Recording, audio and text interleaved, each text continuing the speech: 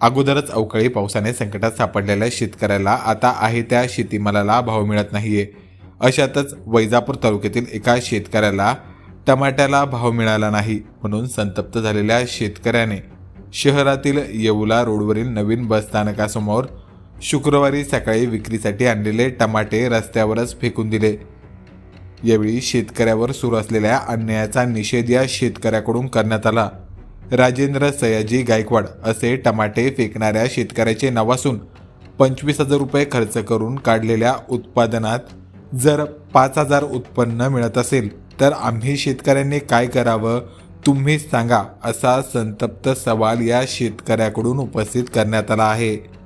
सकाळी 9 वाजेच्या सुमारास हा सर्व प्रकार घडला. देवातून बाबा पुढे घ्या चला.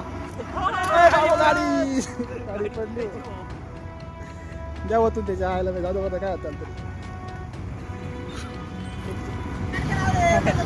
अहो भाव नाही लोकायला, तुम्ही काय